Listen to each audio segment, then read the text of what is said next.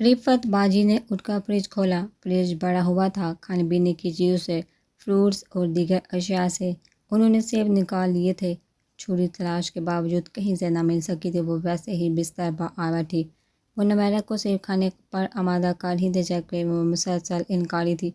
انہیں نہیں ابھی ضد نہ کریں، مر جانے کے علاوہ کچھ بھی جی نہیں چاہ رہا، اور وہ بے بسی کی انتہا پر تھی۔ انہوں نے سیب کی ٹوکری تحمل پر رکھ دی، کمرے کا جائزہ لیا۔ لگژری آسائش سے سجا کمرہ اپنے مالک کی عمارت کا منہ بولتا ثبوت تھا۔ وہ کمرے کا جائزہ لے رہی تھی جب دوبارہ دروازہ کھلا تھا۔ شارق سامان کو آتے دیکھ کر رفت نے غصے سے دیکھا۔ جی چاہا کہ آگے بڑھ کر اس خوبرو بائی کا منہ تمانچوں سے سوراخ کر دے، مگر وہ اندر کا ابال اندر ہی دبانے پر مجبور تھی۔ مل لیا نمیرہ سے ہو گئی تسلی۔ وہ بستر پر دراز نمیرہ کو دیکھتے ہوئے مسکرا کر ان سے پوچھ رہا تھا، خدا کا خوف کرو شارق، کیا بگاڑا ہے اس بیچارے نے تمہارا؟ کیوں مارنے پر تلے ہوئے ہو تم؟ اس کی حالت دیکھو، اس سے بری حالت اس کی ماں کی ہے، آنکھوں سے دیکھ کر آئی ہوں۔ کیسی تڑپ رہی ہیں وہ بیٹی کے لیے، کوئی پھر بھی ہو تو دیکھ کر موم ہو جائے۔ ان کی آواز رون گئی تھی۔ آپ کو میں نے نصیحتوں کے لیے نہیں بلوایا، نمیرہ کے لیے بلوایا ہے۔ سمجھائیں اس کو، اب جو ہو چکا بھول جائے۔ میں آخری قدم اٹھا چکا ہوں۔ واپسی کا راستہ نہ اس کے پاس ہے اور نہ میرے پاس تو پہلے بھی نہیں تھا۔ کچھ کھلائیے پلائیے، رات تک بحال کرے اس کو، رات کو تقریب طے ہے۔ فون پر سارا کچھ بتا تو چکا ہوں۔ نمیرہ اڑ کر بستر پر بیٹھ گئی، پتھرائی نگاہوں سے شارق سامان کو دیکھے گی۔ ٹانگیں بستر سے لٹکا ہوئے گمسم سی ہو گئی تھی۔ رفت کی آمد سے وہ کچھ پر امید ہوئی تھی کہ اب زندان سے واپسی کی کوشش ہوگی، مگر یہ سایہ تو سب راستے ہی بند کر چکا تھا۔ بھلا ظالم سے بھی رحم کی توقع کی جا سکتی ہے؟ شارق، ایسے کیسے ہو سکتا ہے؟ یہ سب خاندان کا معاملہ ہے، بات بہت بڑھ جائے گی۔ ہم درمیانی راہ بھی تو نکال سکتے ہیں۔ ٹھیک ہے، تم نے یہ انتہائی قدم اٹھا لیا، مگر یہ اٹھایا ہوا قدم واپس بھی تو جا سکتا ہے۔ مثلاً کیسے؟ وہ ٹھنڈے ٹھار لہجے میں بولا۔ میں نمیرہ و خالہ جان سب کو سمجھاؤں گی، فاروق چچا کو درمیان میں لاؤں گی، اس طرح تو صرف ذلت اور رسوائی ہے۔ بات سلیقے سے نپٹ جائے گی۔ خالہ جان کو مجبور کروں گی کہ وہ نمیرہ کو تمہارے ساتھ رخصت کریں، اور آپ کے کہنے پر وہ ایسا کر لیں گے تو اور کیا؟ شارق سامان کا جی چاہا ان کی عقل پر ماتب کرے۔ بڑی خوش فہم ہے آپ۔ اس کے بھائی مجھے دیکھ کر گولیاں مار دینے کو تو تیار ہوں گے۔ اس سے میرے ساتھ رخصت کرنے کو نہیں۔ آپ اپنی احمقوں کی جنت سے باہر نکل آئے۔ میں اتنا بیوقوف نہیں ہوں کہ اپنے لیے خود موت کا پھندا تیار کروں۔ مجھے سمجھانے سے بہتر جس کام کے لیے آپ کو بلوایا ہے وہ سارے انجام دے۔ وہ تن سے ہنسا صوفے پر جا بیٹھا۔ نمیرہ تو پھر پتھر بنی دونوں بہن بھائیوں کے مکالمے سن رہی تھی۔ تمہیں زبردستی سے کیا حاصل ہوگا؟ اس کی حالت دیکھ کر کم از کم اس پر ہی ترس کھا لو رفت باجی۔ آپ سخت جھنجھلاہٹ کا شکار ہو گئی تھی۔ شارق سامان نے تو نمیرہ کو دیکھا تو وہ نگاہیں پھیر گئی۔ ہمیشہ ترتیب سے رہنے والا دوپٹہ اس وقت کندھے پر تھا، پشت پر کالے سیاہ بالوں کی آبشار اس زرد مترنم چہرے کو عجیب سوگوار حسن عطا کر رہا تھا۔ وہ مبہوت سا ہوا، گود میں ہاتھ رکھے وہ خون کچل رہی تھی۔ مجبوری ہے، یہ چھوٹی سی ننھی بچی نہیں ہے کہ ایک مرد کے تقاضوں کو نہ سمجھ سکے۔ مجھے اگر فرار ہی کرنا ہوتا تو یہ سارا کھڑاک نہ پالتا۔ جان کی بازی لگا رہا ہوں تو صرف اس کے لیے۔ ایک عورت کو ایک مرد کی محبت چاہیے ہوتی ہے، کیا نہیں ہے میرے پاس؟ دولت، جائیداد، تعلیم، اعلیٰ پرسنالٹی اور اس کی محبت کا دعوے دار دل، اس سے زیادہ اور کیا چاہیے؟ اس سے نماد ہوتا تو وہ بھی شاید اتنی محبت نہ دیتا۔ سر آنکھوں پر بٹھاؤں گا، ہر طرح کے ناز نخرے سہنے کو تیار ہوں کہ یہ دل کی آواز ہے، ورنہ اردو کی تو کمی نہیں مجھے۔ نمیرہ کا جی چاہا کہ اس محبت کے دعوے دار کا منہ نوچ لے، مار مار کر اس کا منہ سرخ کر دے، اور کہے عورت کی طلب صرف اتنی ہی نہیں ہوتی، اس جیسی پاک کردار باحیا عورت کی طلب اتنی سطحی نہیں ہوتی۔ اسے صرف دولت مند خوبصورت مرد کی طلب نہیں ہوتی، اسے تو مرد کی خوبصورت کردار اور سیرت کی طلب ہوتی ہے۔ اور اگر ایسا مرد محبت کا دعویٰ کرے تو عورت اس پر سب کچھ وار دیتی ہے، اور اگر مرد ایسی عورت کی پاک بازی اور باحیائی کی تعریف کرے تو وہ خود کو ہی اس پر دان کر دیتی ہے۔ مگر اس جیسا سکیم مرد بھلا کیا جانتا تھا محبت کیا تھی؟ چار دیواری میں اپنے نفس کی حفاظت کرنے والی، شرم و حیا کی پابند، اپنی نفسانیت کی پاسداری کا خیال رکھنے والی عورت کی طلب۔ چار دیواری سے باہر رنگ بو کی محفلیں لوٹنے والا مرد بھلا کیا جان سکتا ہے؟ وہ کیسے اسے سمجھ سکتا تھا؟ اس سے محبت کا دعوے دار اس کی طلب سے ہی بے خبر تھا۔ آپ ہی اس کو کہیں گے یہاں سے چلا جائے، مجھے اس کی شکل سے نفرت ہے، یہ جو چاہتا ہے وہ قیامت تک بھی نہیں ہوگا۔ یہ کیا جانے محبت کیا ہے؟ اس جیسے رات کی تاریکی میں گاٹھ لگانے والے گدھ بھلا کیا جانے کہ عورت کی پاک بازی و بے حیائی کیا ہوتی ہے؟ جو شرم و حیا کے مالک اپنی نسوانیت کی پاسداری کرنے والی عورت کی چادر تار تار کرتے ہیں۔ میں اس کا یہ جرم مر کر بھی معاف نہیں کروں گی کہ اس نے مجھ پر ہاتھ ڈالنے کی کوشش کی تھی۔ نفرت ہی اس کے لہجے میں کچھ دیر قبل کی کم ہمتی اس ہمیں جوش و غصے سے کہیں دب گئی تھی۔ نڈال وجود اس سمے محشر سما تھا۔ مجھے واپس نہ چھوڑ کر آئے، ساری عمر ایڑیاں رگڑنے کو قید کر دے تب بھی میں اسے قبول نہیں کروں گی۔ پوری قوت سے اس نے شارک سامان کو رد کیا تھا۔ شارک سامان پہ جو تاب کھا کر انتہائی مشتعل ہو کر آگے بڑھا تھا۔ ٹانگیں لٹکائے بیٹھے نویرا کا بازو پکڑ کر مقابل کھڑا کر دیا تھا۔ بکواس بند کر اپنی، وہ پھنکارا تھا، بس نہیں چل رہا تھا کہ کچھ کارگزے رفعت باجی امی کے تیور دے کر دہل گئی۔ شارک چھوڑو، تم کیا کرتے ہو؟ شارک نے رفعت باجی کی طرف مطلق دہانہ دیا تھا۔ تمہارا کیا خیال ہے؟ تم اس وقت با عزت کھڑی ہو تو کوئی تمہارا کمال ہے؟ بھول ہے تمہاری، مرد جتنا بھی بدکردار کسی بھی فطرت کا حامل ہو، وہ اپنے لیے عورت ہمیشہ پاک باز ہی چاہتا تھا۔ میں جو ہوں جیسا ہوں، مجھے علم ہے اچھا یا برا، میں ایک غلط قدم کا مرتکب ہوا ہوں اور اس کا بھگتنے کو تیار اتنے گھنٹے ہو گئے ہیں۔ تم میرے پاس ہو، غلطی ایک دفعہ ہوئی ہے، بار بار نہیں۔ اگر میں اس وقت بھی محض سیر کے بہلاوے یا شیطان کے بہکاوے میں ہوتا تو اب تک تم اپنا منہ چھپا رہی ہوتی۔ سمجھی احمق بیوقوف لڑکی، مرد اپنی غلطی سنوارنے کی کوشش نہیں کرتا، تمہیں سمجھ میں کیوں نہیں آ رہی؟ رفعت تو ایک طرف نویرا تک اس کی گرفت سے حائف ہو گئی تھی۔ میں تمہاری دھمکیوں سے نہیں ڈرنے والی، بھرپور مزاحمت کر کے اس نے بازو چھڑوانا چاہا تھا، مگر عدت و فولادی گرفت تھی اور میں کہیں پر عمل کرنے والا ہوں۔ وہ تو خود ایک سیکنڈ میں ہی نڈھال ہونے لگی تھی۔ اس فنکار پر وہ بے چین ہونے لگی تھی۔ شارک کیا بدتمیزی ہے، کچھ تو شرم و حیا کرو، یا سارے گول کار پی چکے ہو؟ رفعت باجی نویرا کو بے چین ہوتے دیکھا پکاری تھی۔ آپ باہر جا کر بیٹھی، مجھے سے تھوڑا بہت حساب کتاب کرنا ہے، سمجھانا ہے۔ آپ تو کسی کام کی نہیں، غلطی کی بلوانی کی، الٹا یہ منہ کو آ رہی ہے۔ اس طرح نویرا کا بازو دبوچتے اس نے انہیں چلے جانے کا حکم دیا تھا۔ پھر نویرا مچل اٹھی، میں نہیں جاتی، تم نکلو۔ ہاں بیچاری کو تنگ کر رہے ہو، اس کی حالت دیکھو۔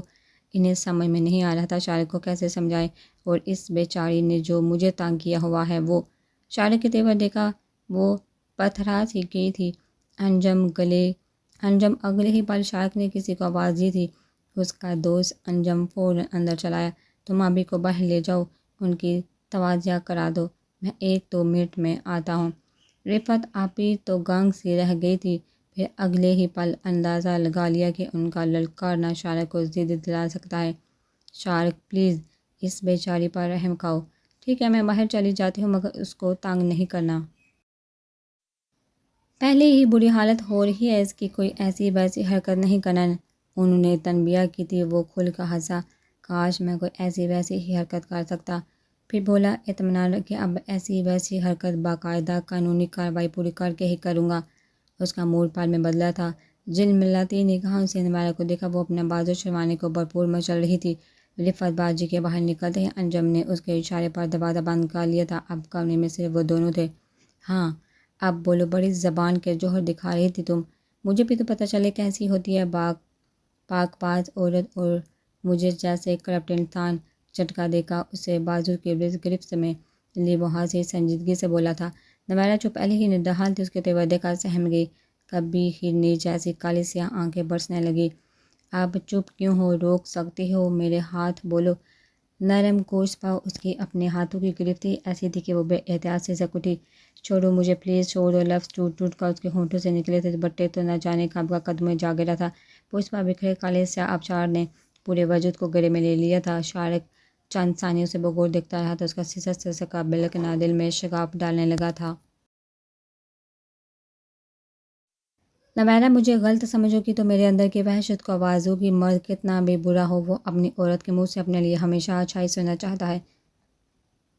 تم کیا جانو میرے لیے کیا ہو، آگ کا سمندر طے کیا ہے تمہارے لیے پاگل لڑکی۔ میرے پاگل پن کو غلط نگاہ سے دیکھو گے تو نقصان اٹھاؤ گے۔ تمہیں دل نے صرف اپنا ہی نہیں مانا، خود کو بھی تمہارا بنایا ہے۔ میں کل کیا تھا مجھے نہیں پتا، ہاں تمہیں زندگی میں شامل کرنے کے بعد صرف تمہارا بن کر رہوں گا۔ یقین کرو بے اعتبار لڑکی، تمہارا حصول میرے لیے قطعی مشکل نہ تھا، نہ کل اور نہ آج۔ وہ آنکھیں باندھ کیے منہ ایک کلام تھا، نویرا قسمت ساتھی تو وہ جیسے ہوش میں آیا لچکیلی شاہ کی طرح اس کے بازو میں ہی جھول گئی تھی۔ نویرا اس کے اعصاب اتنا بوجھ سہ نہیں پائے تھے اسے جو اسے کھوتے دیکھ کر پکارا تھا، مگر نویرا تو شاعر کے خوف سے ایسی بے خود ہوئی تھی کہ پکارنے کے باوجود پلکیں وا کرنے کی ہمت نہ کر پائی تھی۔ نویرا کے انکار کے بعد تو رضا حمید تو جیسے سارے حوصلے ہار گیا تھا۔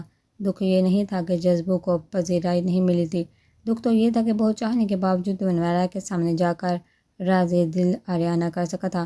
دکھ یہ نہیں تھا کہ اس کے لیے بیک وقت شار زمان کا پرپوزل آیا تھا، دکھ تو یہ تھا کہ وہ اس سے ایک کزن ایک بھائی سے بڑھ کر کچھ سمجھنے کو تیار ہی نہ تھی۔ ایسے حالات میں جب کہ اسے نویرا کا حصول بہت آسان لگا تھا، نویرا کے انکار نے اس کو اندر سے توڑ دیا تھا۔ وہ گمسم سا ہو گیا تھا۔ دوسری طرف رمشا جاوید کو اگلے دن ہی نویرا کے انکار کا سن کا دھچکا لگا۔ رضا کے حوالے سے نویرا سے لاکھ بہرحاص کسی دل میں بغض سہی، مگر اس نے اس کی بربادی کا بھی سوچا نہ تھا۔ ہمیرا کو فون کیا تو وہ پھوٹ پھوٹ کر روئی، اس کے آنسو اس کے دل کا بوجھ بڑھا گئے تھے۔ نہ جانے نویرا کی کیا حالت ہوگی، وہ سوچ سوچ کر ہاری تھی۔ خاندان بھر میں جو شادی کے ہنگامے تھے سرد پڑ چکے تھے، ہر کوئی دم ساتھ گیا تھا۔ وہ 2 دن اس غم میں مبتلا رہی تھی۔ رضا حمید پر نظر پڑی تو نگاہ پھیر لیتی، مگر اس وقت تو حد ہی ہو گئی تھی۔ اس نے ہمیرا کو کال کی تھی ارد گرد کے حالات سے آگاہی کے لیے، مگر ہمیرا نے تو اس کے اعصاب پر بم پھوڑا تھا۔ تمہیں علم ہی نہیں اور اتنا کچھ ہو گیا ہے، چچی جان نے رضا کا پرپوزل دیا ہے۔ دوسری طرف نویرا آپی کے لیے شارق بھائی کا پرپوزل آیا تھا، مگر نویرا آپی نے تو سرے سے ہی انکار کر دیا، وہ تو دونوں کا نام بھی نہیں سننا چاہتی۔ مجھے حیرت ہو رہی ہے کہ تمہیں علم ہی نہیں، 2 دن پہلے کی بات ہے، تم اتنی بے خبر ہو۔ شکر کر نویرا آپی نے تمہیں بنیاد بنا کر انکار کیا ہے، ورنہ صرف شارق بھائی کے پرپوزل کا انکار ہوتا تو یہ پرپوزل ہر صورت قبول ہوتا۔ وہ اور بھی نہ جانے کیا کچھ بتاتی رہی تھی، اور رمشا کا تو وہ حال تھا کہ کاٹو تو بدن میں خون نہیں۔ بے شک اسے دیر سے علم ہوا تھا، جبکہ انکار تک ہوئے 2 دن گزر چکے تھے، مگر شوق میں تھی۔ رضا سے زیادہ اسے پھوپھی اور حمید صاحب پر حیرت ہو رہی تھی۔ وہ بھلا اس کے رشتے کو جانتے بوجھتے کیسے توڑ سکتے تھے؟ پھوپھی کی اپنی طرف سے کی جانے والی حق محفی نے شکست کر دیا تھا۔ وہ مسلسل گمسم کمرے میں بند تھی، گویا سوچنے کی صلاحیت سلب ہو گئی تھی۔ اگر نویرا سچ مچ ہاں کر دی تو اس خیال سے اس کا دل ڈوب ڈوب کر ابھرتا تھا۔ آنکھیں جل تھل ہو گئی تو احساس ہوا کہ رضا کی محبت اس کے وجود کو کیسے گرفت میں لیے ہوئے ہے۔ شام تک وہ اس انکشاف پر حیرت زدہ رہی تھی۔ آنے والے کل اس کے ذہن میں دستک دینے لگا۔ ان کے ہاں مہندی مایوں کی رسمیں غیر اخلاقی اور فضولیت شمار کر کے ادا نہیں کی جاتی تھی۔ ہاں شادی کی تقریب حد سے وسیع پیمانے پر ادا کی جاتی تھی کہ لوگوں کے سامنے یہ شرعی عمل سر انجام دیا جائے۔ ولیمہ بھی دلہا والے حد سے وسیع پیمانے پر کرتے تھے۔ آج رات اگر نویرا ہوتی تو مایوں کی تقریب ہونا تھی، جو کہ وہ لوگ کبھی کرتے نہ تھے۔ تاہم مہمانوں کا اجتماع اور کھانے پینے کا اہتمام ضرور کیا جاتا تھا۔ اگر نویرا مان جاتی تو اس وقت نہ جانے اس گھر میں کیا قیامت برپا ہوئی ہوتی۔ اس کی سمجھ میں نہیں آ رہا تھا کہ نویرا کے خاندان پر بیتنے والی قیامت پر دکھ منائے یا نویرا کا رضا کے لیے انکار کر دینے پر خوش ہو۔ شام کے سائے گہرے ہوئے تو حمید صاحب اور زبیدہ بیگم خالدہ بیگم کے ہاں چکر لگانے کا کہہ کر چلے گئے تھے۔ رضا نہ جانے کہاں گیا ہوا تھا۔ وہ خاموشی سے لاؤنج میں بیٹھی آنے والے حالات کا تجزیہ کرتی رہی تھی۔ کال بیل کی آواز پر اس نے جا کر دروازہ کھولا تو رضا تھا۔ امی ابو کہاں ہیں؟ گھر میں خاموشی محسوس کرتے اس نے رمشا کو دیکھا۔ خالدہ چچی کے ہاں گئے ہیں، شاید ان کی طبیعت خراب ہے، اور پھر آج تو ویسے بھی سارے خاندان کے بزرگ ان کے ہاں اکٹھے ہو رہے ہوں گے۔ ظاہر ہے شادی سے انکار، وہ بھی عین شادی کے قریب، کسی قیامت سے کام تو نہیں، وہ بتا رہی تھی۔ رضا نے کچھ تعجب سے اسے دیکھا، وہ حقیقتاً رنجیدہ تھی۔ اس کے دل میں غم اور اضطراب کروٹیں لینے لگا۔ نویرا کی ذات کا اس طرح تشہیر پر اس کا ضبط طوفانوں کے دو چار تھا۔ مزید اس کا انکار کسی خنجر سے کم نہ تھا جو اس کے دل کو گاہے بگاہے زخم زخم کر رہا تھا۔ رضا تھکے تھکے انداز میں صوفے پر گرا تو رمشا نے اسے ترنم نگاہوں سے دیکھا۔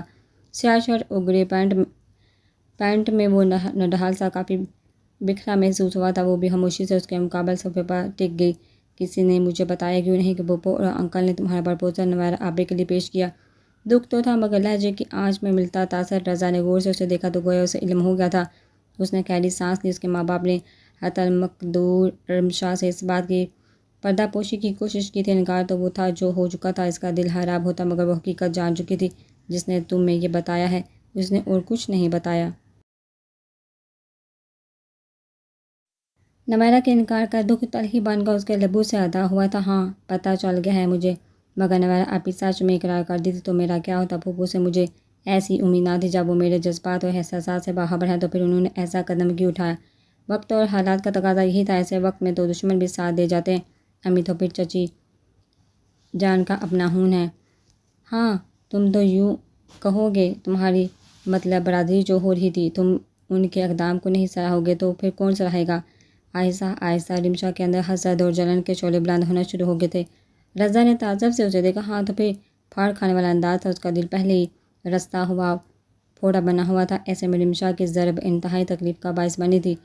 کنتوز نگاہوں سے رمشا کو دیکھا۔ بہرحال نواز بھائی نے اچھا نہیں کیا، مجھے رہ رہ کر نویرا آپی کا خیال آ رہا ہے، بیچاری وہ پھر رنجیدہ ہوئی تو رضا نے سر جھٹک دیا۔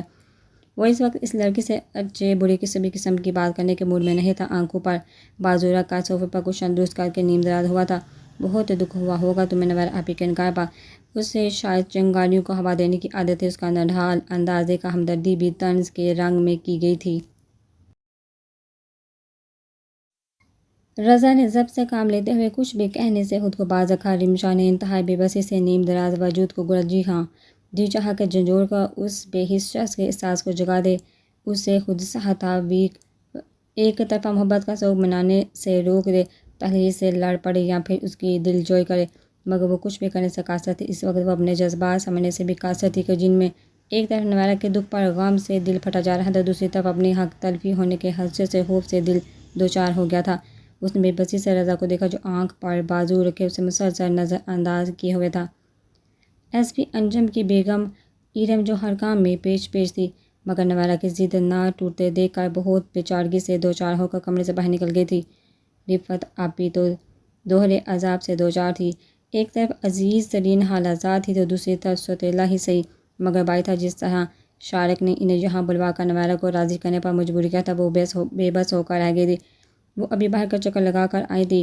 دوست احباب کی اچھی خاصی گیدرنگ شارق سامان اکٹھے کر چکا تھا۔ کچھ دیر پہلے وہ شارق کے مجبور کرنے پر انجم کی بیگم ایڈم کے ساتھ جا کر نویرا کے لباس اور دیگر زیورات اور لوازمات لے کر آئی تھی۔ انہوں نے کئی بار نویرا کو کہا تھا کہ وہ کپڑے چینج کر کے باتھ لے لے، مگر نویرا تو مرنے مارنے پر تلی ہوئی تھی۔ وہ تو شارق سامان کی خواہش پوری کرنے کے بجائے مر جانے کی دعا کر رہی تھی۔ نویرا میری پیاری بہن، ضد کا کوئی فائدہ نہیں۔ مردوں کے اس معاشرے میں ہمیشہ عورت ہی ہارتی ہے۔ ماں، بہن، بیوی، ہر رشتے میں وہ اپنا آپ مار کر مرد کی ضد کو پورا کرنے پر مجبور ہوئی ہے۔ ہمارے بابا کی مثال تمہارے سامنے اس کہانی سے بے خبر تو نہیں؟ کیسے انہوں نے خاندان بھر کر ٹکر دے کر شارق کی ماں سے شادی کی تھی، مگر کیا فائدہ ہوا؟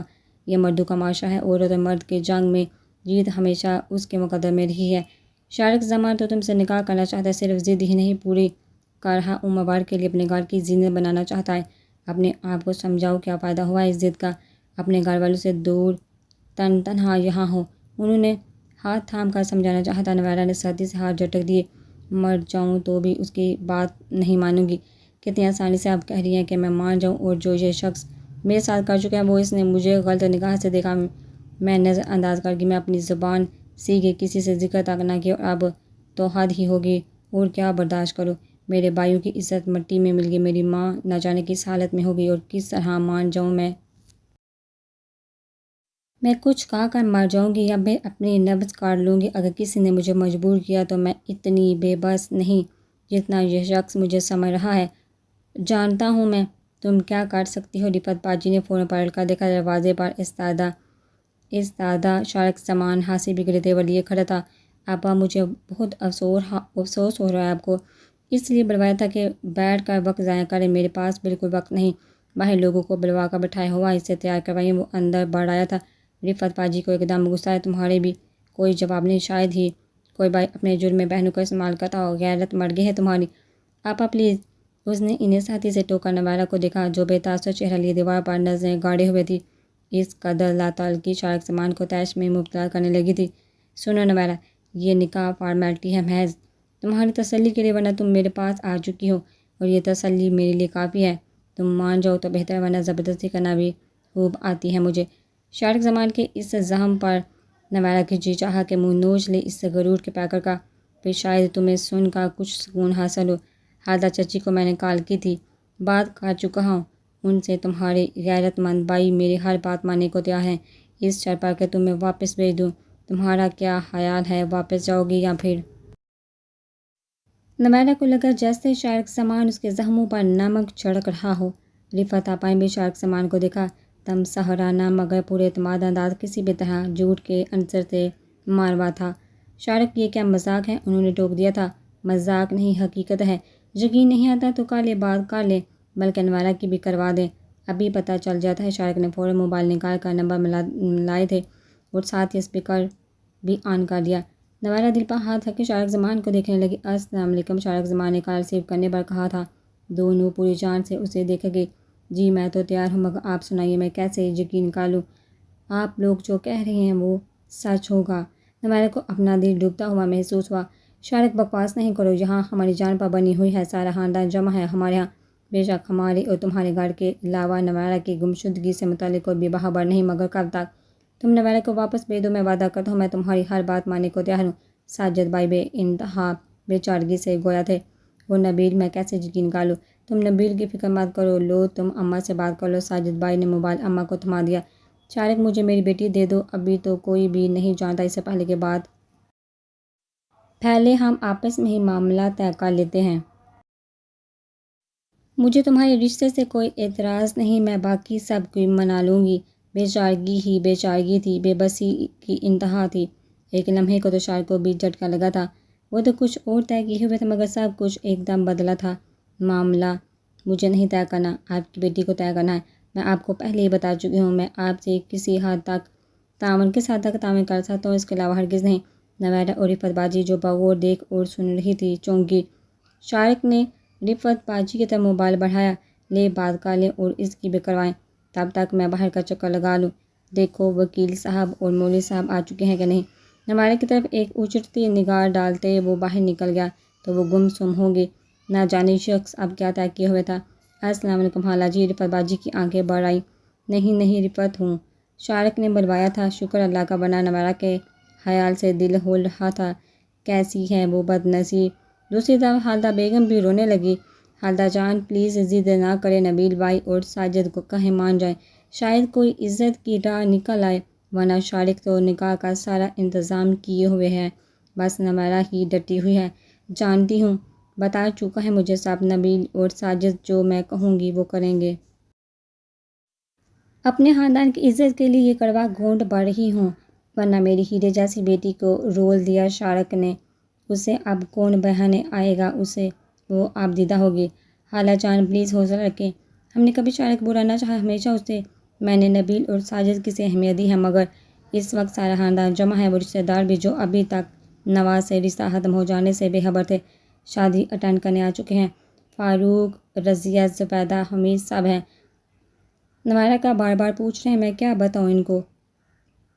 نبیلہ نے یہی کہا ہے کہ زوہا کے ساتھ اس کے میکے گئے ہیں، صبح تک آ جائے گی، مگر کیا کروں، ساری عمر کیسے جھوٹ بولیں گے ہم؟ شارق سے کہو ہمیں اس کی ہر شرط منظور ہے، وہ جس قسم کے اسٹیمپ پیپر پر جو بھی لکھوانا چاہتا ہے، جیسا بھی کہے گا ہم لکھ کر دیں گے، مگر ہمیں رسوا نہ کرے، یا پھر میری بیٹی کو مار کر اس کی لاش بھیج دے، میں صبر کر لوں گی۔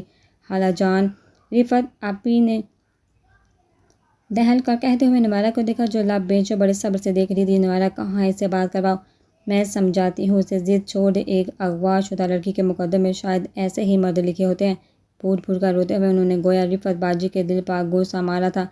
شارق تمہیں خدا سمجھے، ناحق غضب کمایا تم نے۔ بہتے آنسو سے انہوں نے موبائل نوارہ کو تھما دیا۔ نوارہ نے جھپٹ کر موبائل کان سے لگایا تھا۔ اماں، روتی بلکتی آواز سمیت وہ لڑکھڑا سی گئی تھی۔ رفعت آپی نے سہارا دے کر بستر پر بٹھا دیا۔ اماں کو روتے سن کر وہ سارے ضبط کھو گئی تھی۔ اماں خدا کے لیے مجھے یہاں سے نکلوائیں۔ اماں، وہ گویا ہوئی خود پر احتیاط ہی کھو گئی تھی۔ نوارہ میری بچی رونا نہیں، صبر کرو، اللہ صبر کرنے والوں کے ساتھ ہے۔ انہوں نے اپنے آنسو صاف کر کے اسے تسلی دی، مگر اسے اقرار کہاں تھا، کہاں سے کروں صبر؟ اماں، مر رہی ہوں میں یہاں پل پل۔ رفعت باجی نے اسے محبت سے بازو کے حصار میں لے لیا۔ اماں بھلا کیا بگاڑا تھا میں نے اس شخص کا، کیوں پیچھے پڑ گیا ہے میرے؟ وہ بلک ہی تو گئی تھی۔ دوسری طرف اماں مشکل سے مشکل سے اماں نے خود کو سنبھالا۔ عورت بہت بڑا فتنہ ہوتی ہے، جسے دولت اور حسن ہوتا ہے، جیسے دولت اور حسن ہوتا ہے، مرد اپنی کرنی پر آئے تو کچھ نہیں دیکھتا، خاندانی نجابت اور عزت اور آبرو تک ملیا میٹ ہو جاتی ہے۔ میں نے تو خود بھی جرم پوچھ پوچھ کر تھکی ہوں۔ وہ کہتا ہے وہ صرف تمہاری محبت میں ایسا کر ہے، اللہ بہتر جانتا ہے، دلوں کے حال وہی جانتا ہے، یہ محبت ہے یا وقتی کشش، اللہ تمہارا مقدر اچھا کرے۔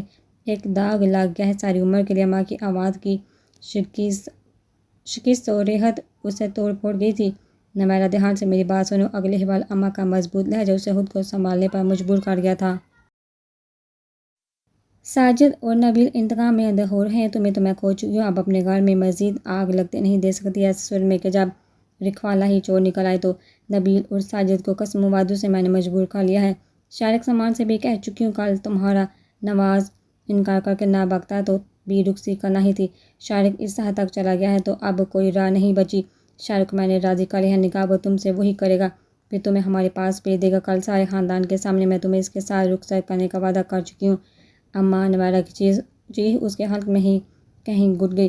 میں مجبور ہوں، ابھی تو کوئی بھی نہیں جانتا، حتیٰ کہ زبیدہ فاروق وغیرہ سے بھی چھپا لی ہے۔ آپا کو بھی منع کر چکی ہوں، صرف شارق اور رفعت ہیں، یا ہمارے گھر کے افراد، اپنے سر پر مٹی کون نہیں ڈالے گا۔ شارق ضد پر ہے، ابھی وہ تمہیں اپنانے کو تیار ہے، کل کلا کو کوئی بات نکل گئی تو میں کیا لوگوں کو کہتی پھروں گی؟ لوگ نہیں دیکھتے کہ قصور کس کا ہے، لوگ تو صرف موضوع دیکھتے ہیں۔ تم میری لاڈلی چہیتی بیٹی ہو، تمہاری ذلت میں کیسے برداشت کروں؟ ابھی اماں کی مجبوری سمجھو، جیسا شارق کہے کالو اماں، میں مر جاؤں گی۔ مر تو تم بھی گئی ہی ہو، مر تو ہم بھی گئے ہیں۔ مر تو ہم بھی گئے ہیں، جیتے جی۔ اماں اب کھل کر رو رہی تھی۔ عزت سے باہر کا کچھ نہیں ہوتا، شارق ہر حد پار کر گیا ہے، اسے سمجھانا بجھانا بیکار ہے۔ تم ہی عقل سے کام لو میری بچی، اپنی ماں کو جیتے جی مت مارو، اس کی طرف سے تم بدگمان تھی، یا اس نے تمہارے اوپر جب ہاتھ ڈالا تھا تو ذکر کرتی، ہم کوئی سدباب کرتے۔ اب تو طوفان آ چکا ہے، پانی سر سے گزر چکا ہے، اب تو صرف نقصان کے تخمینہ لگانے کا وقت ہے۔ کل پونجی لٹ چکی ہے، اب کیا کروں؟ اماں نے روتے ہوئے کال بند کر دی تھی، گویا نویرہ موبائل بستر پر پھینکتے رفعت باجی کے گلے لگ کر ایسے روئی تھی جیسے کوئی اپنی موت سے پہلے روتا ہے، شاید پہلی اور آخری دفعہ کا رونا تھا یا پھر ساری عمر کا۔ حالدہ بیگم سے بات کرنے کے بعد وہ ایسی گمسم ہوئی تھی کہ مزاحمت انکار سب بھول بھال گئی تھی۔ رفعت باجی اور ایس پی انجم کی بیگم ارم نے مل کر اسے تیار کیا تھا۔ نکاح سے 15 منٹ قبل نویرہ اپنے سامنے ساجد بھائی، اماں اور سائدہ باجی کو دیکھ کر بھونچکار رہ گئی۔ نویرہ اماں نے اسے گلے لگا کر جو پیار کیا تو نویرہ جو خود کو بمشکل سنبھال رہی تھی پھر ٹوٹ گئی۔ وہ لڑکی ہی تو تھی، ایک عام اور کمزور سی مخلوق، بھلا ان متواتر ہونے والے حادثات سے بکھرتی نہ تو کیا کرتی؟ اس کے ضبط کے لیے یہ کڑوا امتحان تھا۔ جی چاہ رہا تھا کہ بس موت آ جائے یا دل بند ہو جائے۔ آپ لوگ کیسے آئے؟ شارق کا ہی کوئی آدمی گیا تھا لینے، شاید کوئی دوست تھا۔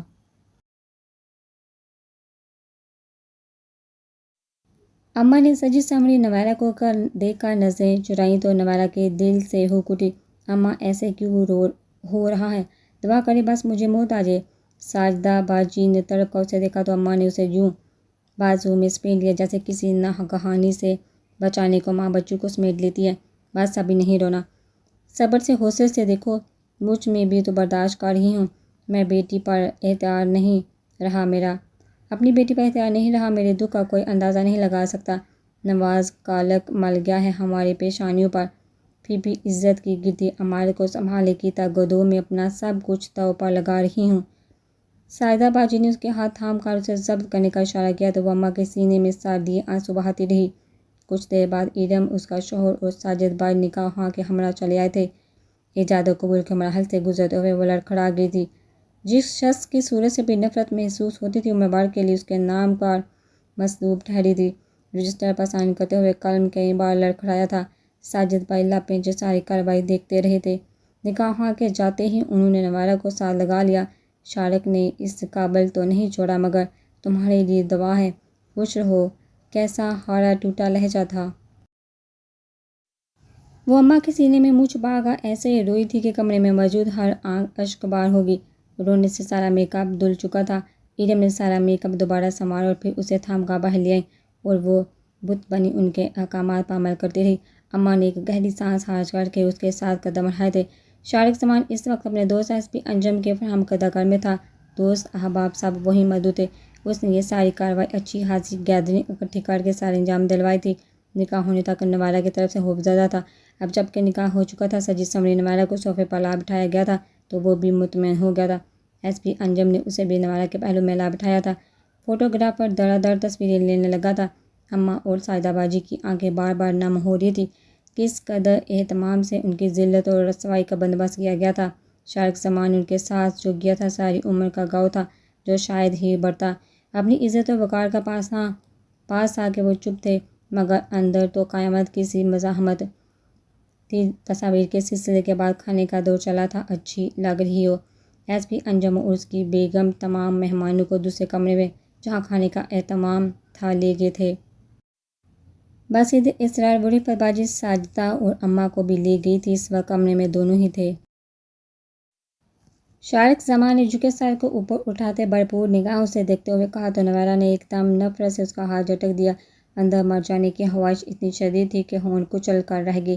یہ شخص اس کی حیات کی سب سے بڑی آزمائش تھا۔ شاید ہاتھ جھٹک دینے سے تم میری اس اختیار سے باہر نہیں ہو جاؤ گی جو کچھ دیر قبل کے نکاح نامے سے میں یہ اختیار حاصل کر چکا ہوں۔ بھول ہے تمہاری، میں اتنی سستی نہیں ہوں۔ غضب کی پھنکار تھی۔ شارق زمان نے شدت سے محسوس کیا، پھر ہنس دیا۔ نوارہ کے جگر جگر کرتے سراپے نے آنکھوں کو جگمگا دیا تھا۔ اب تو ایسے مت کہو، مسز شارق بن چکی ہو۔ نوارہ بے بسی سے رو دی۔ دونوں ساتھ ساتھ صوفے پر ہی بیٹھے ہوئے تھے۔ یہ ایک درمیانے درجے کا کمرہ تھا جہاں مہمانوں کا انتظام کیا گیا تھا، مگر اب کمرہ خالی تھا۔ شارق زمان کو اس کے وجود سے شمع پھوٹتی محسوس ہوئی۔ اس وقت تو کچھ بھی برا نہیں لگ رہا تھا۔ من چاہی دولت مل رہی تھی، نگاہیں حیران کن ہو رہی تھی، دل الواحی ترانے گانے کو مچل رہا تھا۔ فتح سے سرور شدہ اور رقصہ۔ جانتی ہو میں اس وقت کتنا خوش ہوں؟ کاش تم اندازہ لگا سکو، مجھے جیسا عاشق صادق تو تمہیں زمانے بھر میں کہیں نہ ملتا۔ تمہارے لیے آگ کا دریا پار کیا ہے۔ داد نہیں دو گی میرے حوصلے کی، ناممکن کو ممکن کر دکھا ہے۔ دیکھا کیسے تمہاری اماں بھائی بہن اس نکاح کو کامیاب بنانے کے لیے چلے آئے ہیں۔ نوارہ نے اپنے کانوں پر ہاتھ رکھ لیے۔ وہ اس وقت اس شکی القلب کی روداد سننا بھی نہیں چاہتی تھی۔ اپنی شکست سن کر رہے سہے اور سان بھی ہتا ہونے کو تھے۔ ظالم ہمیشہ ظلم کر کے خوشی ہوتا ہے۔ پھول پھڑ کر رونے کے خواہش میں اس نے کہا تھا، یہ تو وقت ہی بتائے گا ہم ظالم ہیں کہ مظلوم۔ فی الحال تو مجھے اپنا آپ اس عاشق صادق کی مانند لگ رہا ہے جس کی محبت باریاب ٹھہری ہے۔ عدت و سرشاری کا عالم تھا، کچھ اثر ہی نہ تھا۔ وہ مطمئن تھا۔ نوارہ نے سختی سے ہونٹ دانتوں تلے دبا لیے۔ کیا فائدہ اس دیوار سے سر پھوڑنے کا؟ کھانے کے بعد مہمان رخصت ہو جائیں گے اور حالدہ چچی وغیرہ تمہیں اپنے ساتھ لے جا رہی ہیں۔ میں ساجد اور چچی سے تحریر لکھوا چکا ہوں۔ تمہیں کسی بھی قسم کا نقصان پہنچایا انہوں نے یا تمہیں میرے ساتھ رخصت کرنے میں کوئی وعدہ خلافی کی تو میں عدالت تک چلا جاؤں گا۔ میں سر درد کی بازی لگا کر اس میدان میں کودا ہوں۔ تمہارے بھائی اور والدہ کو باور کروا چکا ہوں۔ اب تمہیں اس لیے بتا رہا ہوں کہ اپنی جذباتیت کے حدوں کے تم خود کو کچھ نقصان نہ پہنچا لو۔ اگر تم نے ایسی کسی حماقت کی کوشش کی تو میں تمہارے خاندان کو زندہ درگور کر دوں گا، سمجھ رہی ہو نا تم؟ نوارہ پھٹی پھٹی آنکھوں سے اس کے بکواس سنتے گئی۔ کس قدر قصاب تھا یہ انسان۔ کل تمہاری رخصتی طے ہے۔ اگر تمہاری فیملی تعاون کرے گی تو تمہاری گمشدگی اور اس نکاح کی ساری کارروائی خفیہ رہے گی، ورنہ پھر جو بھی ہوگا اس کی ذمہ دار صرف تم ہوگی۔ نبیل کی طرف سے مجھے خوف ہے مگر مجھے کوئی پرواہ نہیں۔ یہ نکاح کی ساری کارروائی قانونی قاعدے کے تحت وقوع پذیر ہوئی ہے۔ ایس پی انجم تمہارے بھائیوں پر مکمل گرفت رکھے ہوئے ہیں۔ اگر انہوں نے کوئی چال بازی کرنے کی کوشش کی تو یاد رکھنا اس طرف سے عملی کارروائی ہوگی۔ اپنی بیوی کو حبس بے جا میں رکھنے کے جرم میں سیدھا جیل میں بھجوا دوں گا۔ وہ حیرت سے ہونٹ سفید ہوتے دیکھ رہی تھی۔ یہ وکیل اور نگہباں کوئی چھوٹے موٹے لوگ نہیں۔ تم سے رشتہ قائم کرنا میرے لیے کوئی مشکل نہ تھا۔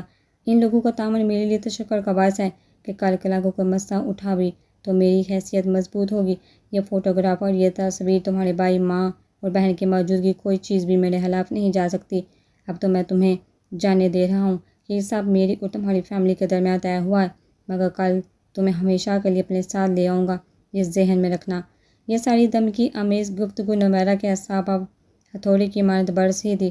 وہ نارمل اعصاب کی مالک نہ ہوتی تو بھی یہ سب اس کے اعصاب کو توڑ پھوڑ دیتا۔ وہ تو پہلے ہی ضبط کے مراحل سے گزر ہی تھی۔ ان دم کی آمیز ہدایتوں پر وہ سسکی بڑھتی صوفی کی پشت گاہ پر سر ٹکا کر آنکھیں موند گئی۔ نوائرہ شارع کو ایک دم احساس ہوا وہ اس کے اعصاب پر کچھ زیادہ ہی بوجھ ڈال گیا ہے۔ اس نے اگلی ہی پل ٹون بدل کر پکارا تو نوائرہ نے نفرت سے مزید آنکھیں بند کر لی۔ وہ اس شخص کی آواز بھی سننا نہیں چاہتی تھی۔ اس نے اپنے آپ کو یوں ہی بے حواس پڑے رہنے دیا۔ یا اللہ بس مجھے موت آ جائے۔ بڑی شدت سے اس نے پروردگار کو پکارا تھا۔ ماما تائی جان کے اس سارے طرز عمل اور شدید رد عمل کے پیچھے کیا محرکات کار فرما ہیں؟ ایسی کیا بات ہے جس نے ان کے دل میں موجود ہمارے خلاف نفرت کے زہر کو اس انداز میں ہم پر اچھالا؟ ایسا کیا کیا آپ نے ان کے ساتھ کہ آج آپ کی اولاد بھی زیر عتاب آ چکی ہے؟ زرش کے اس استفسار پر شاہزادہ حیران رہ گئی تھی۔ گستاخی معاف مگر مجھے علم ہونا چاہیے۔ آپ نے مجھے ہمیشہ منع کیا ہے کہ میں تائی ابو کے ہاں نہ جاؤں۔ آپ نے ہر بار مجھے تائی امی کے طرز عمل کا حوالہ دیا اور سہتی کی، مگر کیا ہوا؟ میں ہر بار آپ کے ہزار منع کرنے کے باوجود وہاں گئی کہ مجھے اگر ایک طرف وہاں کی محبتیں اپنی طرف کھینچتی تھی تو دوسری طرف تائی امی کے رویے کی وجہ کیا ہے؟ آپ مجھے صاف بات بتانے کی بجائے مختلف بہانوں سے وہاں جانے کے کیوں منع کرتی ہیں؟ آپ نے مجھے اشاروں سے سمجھایا، کبھی اصل وجہ نہ بتائی۔ اگر اس سب میں میری حماقتوں کا ہاتھ ہے تو آپ بتائیے باقی سب کس کھاتے میں جاتے ہیں؟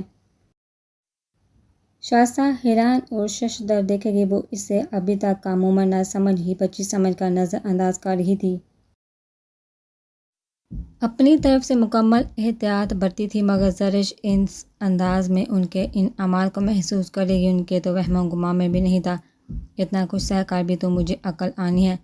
کیا تھا مجھے بھی وہ ساری کتھا پہلے کہہ دیتی جو ہادی آپا اور کچھ حد تک نوشی بھی جانتی ہے۔ ان کے قدموں میں بیٹھے ان کے ہاتھ تھامے اس نے بہت خفا انداز میں انہیں دیکھتے ہوئے شکوہ کیا تھا۔ ایسی کوئی بات نہیں، انہوں نے ٹالنا چاہا تھا، مگر وہ اتنی ہی سختی سے بول اٹھی، ہرگز نہیں ماما، آپ کی بیٹی پر کوئی جھوٹا الزام نہیں لگا۔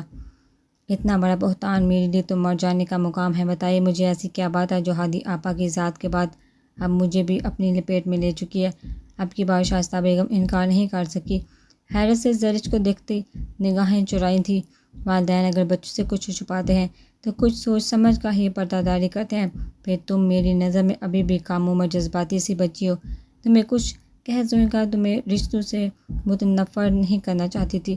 تم تایا کی فیملی سے جس قدر اٹیچ تھی، میرا نہیں خیال تھا کہ تمہیں ذہنی طور پر پریشان کرو۔ اگر مجھے علم ہوتا یہ سب بھی ہونا ہے تو ہادی کے بعد تمہاری طرف سے کبھی غفلت نہ برتتی۔ ہر چند کہ میں نے اپنی طرف سے بھرپور کوشش کی کہ ایسی کوئی صورتحال نہ ہو جو طاہرہ کو گھٹیا پن دکھانے پر مجبور کرے۔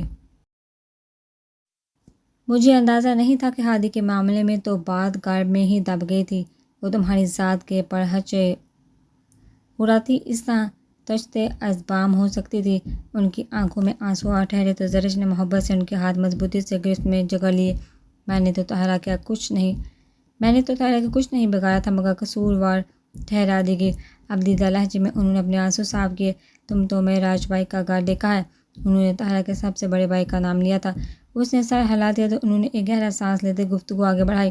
یہ اس وقت کی بات ہے جب ہم اور ہمارے تایا یعنی ظہیر الدین صاحب اکٹھے ہی ایک ہی گھر میں اوپر تلے رہائش پذیر تھے۔ تایا کی کل 6 اولادیں معراج بھائی، صابر بھائی، کیسرا، منصور، قمرالنساء اور سب سے چھوٹی طاہرہ تھی۔ ہمارے ابا جی کے ہاں صرف ہم 2 بہن بھائی ہی پیدا ہوئے تھے۔ ابا جی اور تایا جان اکٹھے ہی کاروبار کرتے تھے۔ شائستہ بیگم دور کہیں خلاؤں میں کھوجتے ساری کتھا سنا رہی تھی۔ زرش یہ سب جانتی تھی۔ بڑے صبر سے وہ ایک ایک لفظ سماعت میں اتار رہی تھی۔ ابا جی کو ان کے کسی دوست نے اپنے ساتھ شراکت داری میں بزنس کرنے کو کہا تھا۔ اس زمانے میں تایا اور ابا جی درمیانے درجے کی آمدنی کے مالک تھے۔ ابا جی نے تمہارے دادا اور ہمارے خالو احمد صاحب سے قرض لیا تھا اور پھر کاروبار شروع کر دیا۔ قسمت اچھی تھی، خوب محنت رنگ لانے لگی۔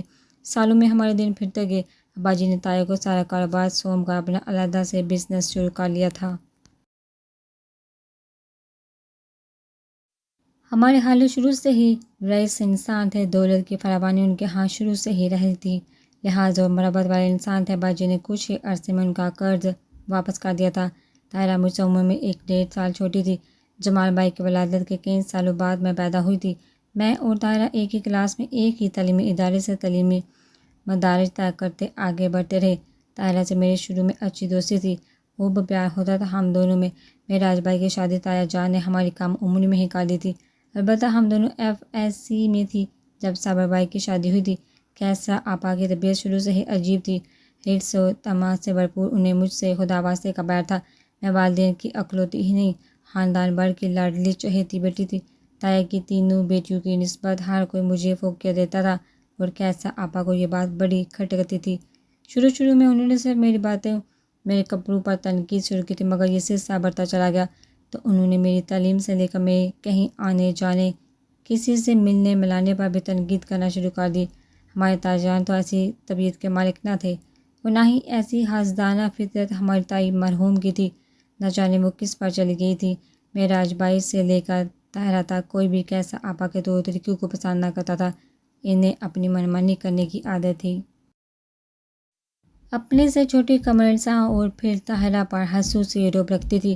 یہ دونوں ان سے دبتی بھی تھی۔ انہیں بندے کو اپنے زیر کرنے کا فن آتا تھا۔ وقت گزرتا چلا گیا۔ ہمارے اباجی کی حیثیت خاصی مستحکم ہو گئی تو اباجی نے اسی گھر میں اپنے حصے پر نئے جدید طرز کا بنگلہ تعمیر کروا لیا۔ ہمارے اس اقدام سے تایا کی پوری فیملی ایک عجیب سے کمپلیکس کا شکار ہو گئی تھی۔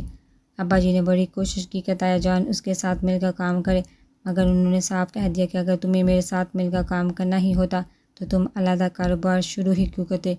ان کے دل میں کدورت آ چکی تھی اور اباجی انہیں سمجھاتے رہ گئے کہ اس کام میں ترقی کے مدارج نہ تھے۔ سونو نے دوسرا کام شروع کیا تھا۔ اب جب کہ وہ اپنے قدم جما چکی ہے تو اب دونوں کے مل کر کام کرنے میں کیا حرج ہے۔ مگر تایا جان بڑے انا پرست تھے۔ انہوں نے اباجی کی بات قطع نہ مانی اور دلوں میں میل آنا شروع ہو گیا۔ وقت گزرنے کا نام ہے، سو گزرتا رہا۔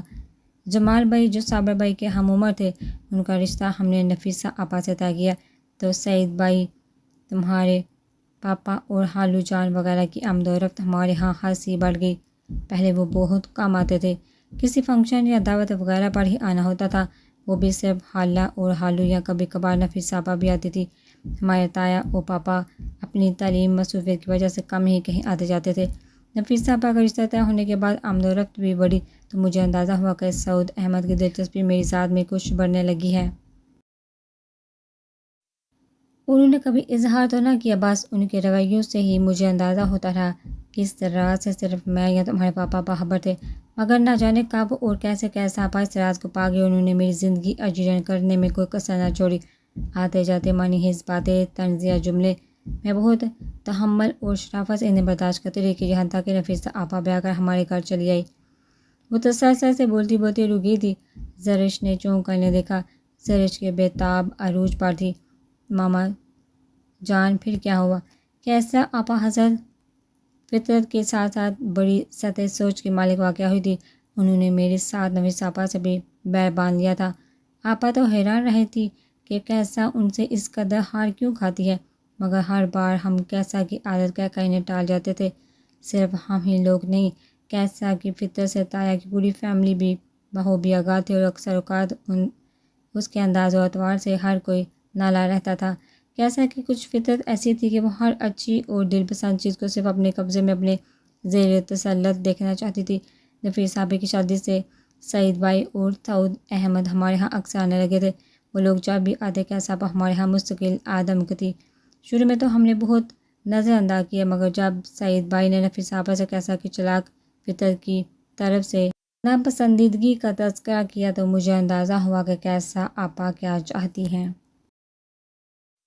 دراصل وہ قسمت پر شاکر رہنے والی انسان نہ تھی، اور سعید بھائی اپنی تمام تر مردانہ وجاہت، سلجھے ہوئے انداز اور اطوار سمیت کسی کو بھی متاثر کر سکنے کی صلاحیت کے مالک تھے۔ کیسرا ان کی ہر بار ہمارے ہاں آمد پر کچھ ایسی حرکت کر جاتی کہ وہ زچ ہو جاتے تھے۔ ایک دن انہوں نے نفیسہ آپا سے صاف لفظوں میں کہہ دیا، وہ اس لڑکی کو سمجھائیے ورنہ وہ کسی قسم کے رشتہ داری کا لحاظ نہیں کریں گے۔ آپا کے استفسار اور قید پر انہوں نے انکشاف کیا کہ کیسرا آپا نے ان سے کھلے عام اظہار محبت فرمایا ہے۔ آپا نے اماں سے بات کرنے کے بجائے مجھ سے بات کی اور کہا کہ میں کیسرا سے بات کروں، اور جب میں نے کیسرا سے بات کی تو وہ ہتھے سے اکھڑ گئی۔ میری جو عزت افزائی انہوں نے کی وہ علیحدہ، انہوں نے تو نفیسہ آپا اور سعید بھائی کو بھی نہ بخشا۔ مجھے ابھی بھی یہ الفاظ نہیں بھولتے۔ سعید احمد کس سہم میں ہے، مجھ پر الزام لگانے کی جرأت کیسے کی اس نے؟ اتنی بے وقت نہیں ہوں۔ سعید احمد کو کس چیز کا غرور ہے؟ مٹی میں نہ ملا دیا اس کا غرور تو کہیں۔ اس دھمکی کو میں وقتی اشتعال کا سبب سمجھتی تھی، مگر آنے والے حالات اور واقعات نے ثابت کر دیا کہ یہ محض دھمکی نہ تھی، تباہی کا ایک ریلا تھا جو صرف ہماری ہی نہیں، سعید بھائی کی زندگی کے تمام ہوشی کو بھی خاک ستر کر گیا تھا۔ شائستہ بیگم نے پرملال انداز میں کہتے اپنی بیوی کی پلکوں کو صاف کیا، پھر کیسا آپا کے دل کی کدورت مزید بڑھی۔ ہاں، طاہرہ کا رویہ میرے ساتھ بہت اچھا ہوتا تھا۔ طاہرہ کم گودی میں مزاج کی مالک لڑکی تھی اور کیسا آپا کا اس پا مکمل کنٹرول تھا۔ چونکہ گھر بھر میں سب سے چھوٹی تھی، تائی اور تائی کی وہ توجہ اور محبت اسے کبھی میسر نہ آ سکی جو کیسا آپا یا دیگر بہن بھائیوں کو ملی تھی۔ جواباً وہ اپنی ذات میں سمٹی سمٹائی لڑکی کے روپ میں سب کے سامنے آتی تھی، ہمہ وقت دوسروں کے چالوں پر سر جھکانے والی، ماں بہن بھائیوں کی جی حضوری کرنے والی۔ ہر کوئی اس پر رعب رکھتا تھا، چھوٹی سی بات پر بری طرح سے ڈانٹ دیا جاتا تھا، جس کی وجہ سے اس کے اندر کمپلیکس پیدا ہوتا چلا گیا کہ وہ غیر اہم ہے۔ ہاں، گھر سے ہٹ کر اسکول اور کالج میں بالکل مختلف طاہرہ کے روپ میں نظر آتی تھی۔ وہ ذہین تھی، اس کے اساتذہ اس کے ذہانت کی تعریف کرتے تو وہ خوش ہوتی تھی۔ ایسے لگتا تھا کہ جیسے گھر کی جانب سے اپنے غیر اہم ہونے کا ملال مٹنے لگا ہو، مگر وہ ذہین ہونے کے باوجود گھریلو سطح پر بدھو اور احمق ہی مشہور تھی۔ جس نے جو کہا کر دیا، جس نے جد چلائے چال دی، خاص طور پر کیسا جن کی فطرت میں دوسروں پر حکمرانی کا جذبہ بدرجہ عدم موجود تھا، انہوں نے اسے کبھی کسی لائق ہی نہ سمجھا تھا، اور طاہرہ ہمیشہ ان کے زیر اثر رہتی تھی، ان سے حائف، ان کے ہر حکم پر فرما برداری سے سر جھکانے والی جی حضور لڑکی۔ کیسا آپا کا رشتہ آیا تو انہوں نے خوب واویلا مچایا، مگر ہمارے تایا جان بڑے اصول پرست انسان تھے، بیٹی کی فطرت سے آگاہ بھی تھے۔ انہوں نے اس کے کسی اعتراض کو کوئی اہمیت نہ دی، اور اس طرح کیسا آپا بیاہ کر سسرال چلی گئی۔ میں نے اور نفیسہ آپا نے ان کی شادی ہونے پر خصوصی شکر کیا تھا۔ کیسا آپا کی خوش قسمتی کہہ لیں یا بد قسمتی، ان کو سسرال بھی ویسے ہی مطلب پرست اور حادثہ فطرت کے حامل ملی۔ ان کے شوہر تو ہو بہو انہی کی فطرت کے مالک تھے۔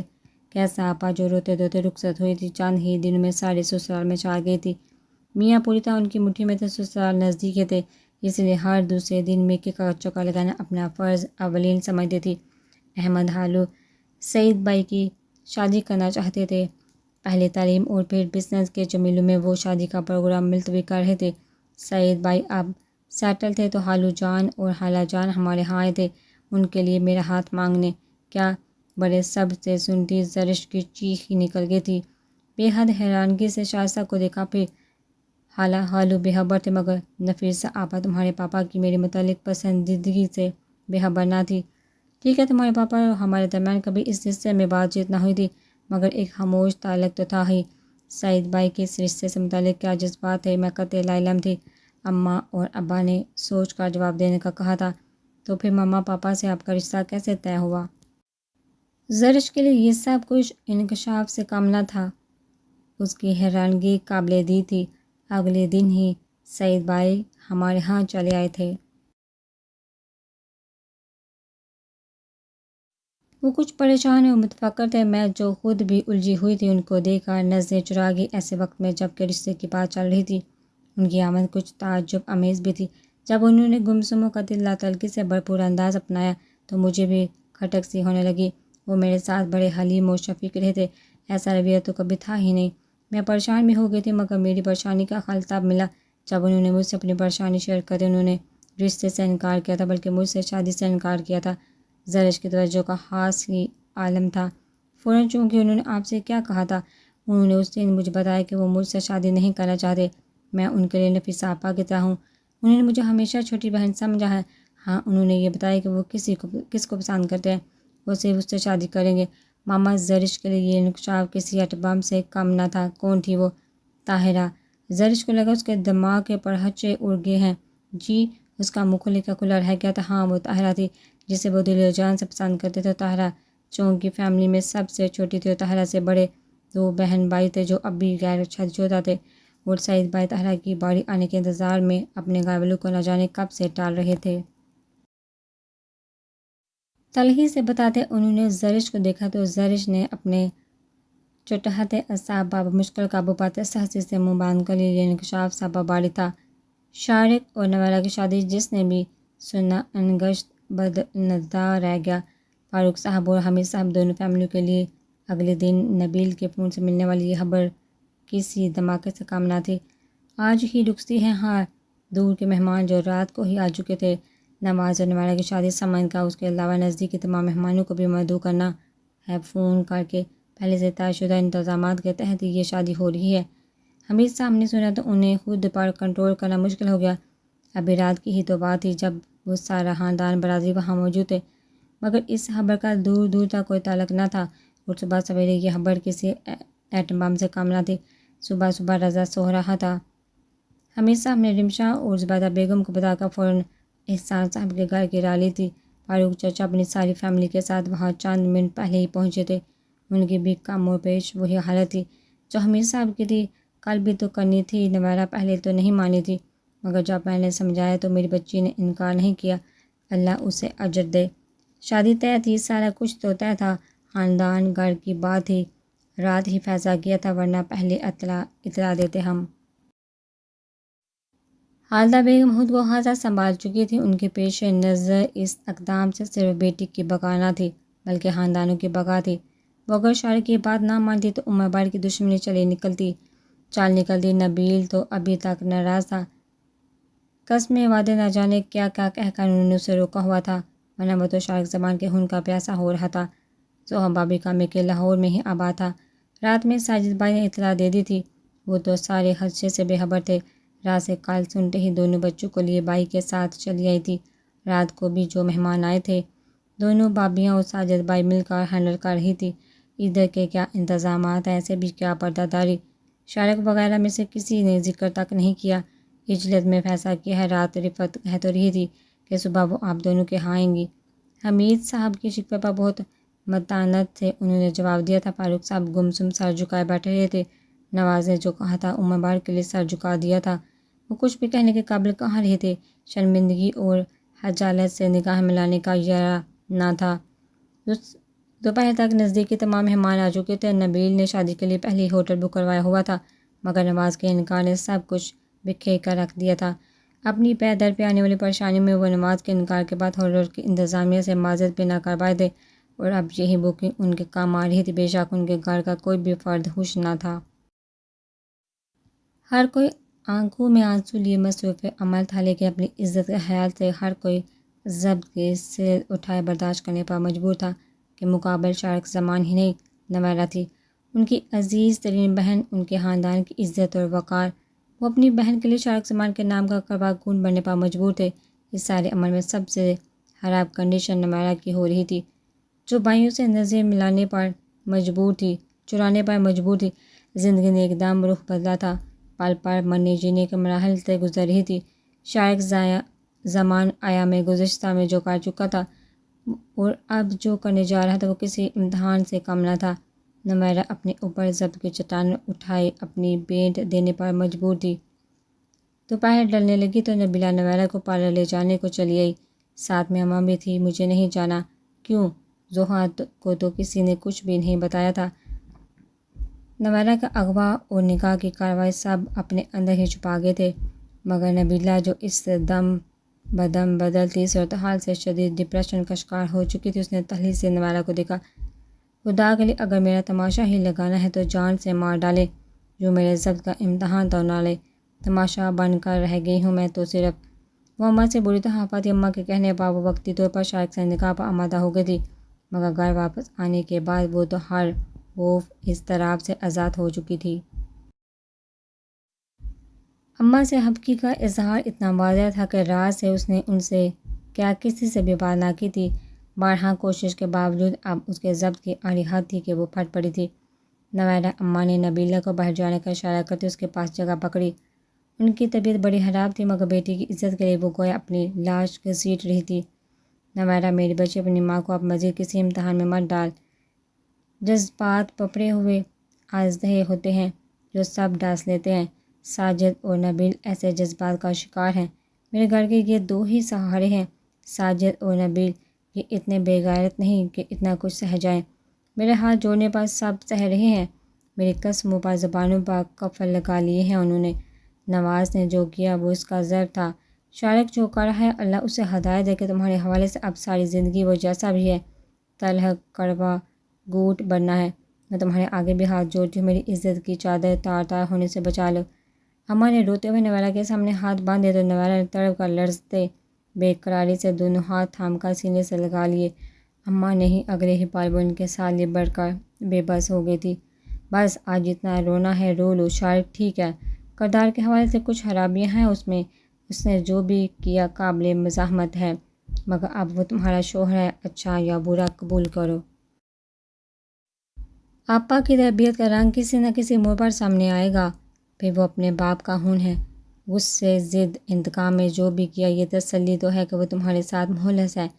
بس تم ذہن کو یکسو کرو، دنیا تو تماشا دیکھنے کو کھڑی ہے، کم از کم تم تو میری عزت کا خیال کر لو، اپنے دل و دماغ کو نارمل کرو، حقیقت کو قبول کرنے کی کوشش کرو۔ کے سر کو تھپاتے ہوئے انہوں نے سمجھایا تو نویرہ کے دل پر گویا منو بوجھ آ ٹھہرا۔ شارق سے دشمنی لے لی تو یہ بات نسلوں تک جائے گی۔ عورت کی عزت ایک تنہا عورت نہیں رہتی، نسلیں برباد ہو جاتی ہیں۔ اللہ تمہیں خوش رکھے، آباد رکھے، شارق تمہارے حق میں مبارک ثابت کرے۔ عورت ایک دفعہ برباد ہو جائے مرد کی نظر سے اتر جاتی ہے، مگر وہ تیرا دعوے دار ہے۔ اٹھو شاباش، نہا دھو لو، پھر بھابھی کے ساتھ پارلر چلے جانا۔ اس نے فون کر کے ٹائم لیا تھا۔ اس کے آنسو صاف کر کے پیشانی چوم کر انہوں نے کہا تو نویرہ بے بسی سے سر جھکا گئی۔ طاہرہ بائی صاحب کی پسندیدگی سے لاعلم تھی۔ میں نے نفیسہ آپا سے بات کی تو وہ بھی حیران ہوئی۔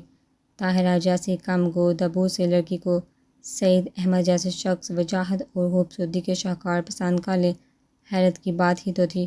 وہ تلخی سے ہنسی تو زرش کو ان کی ہنسی کی تلخی عجیب سی لگی۔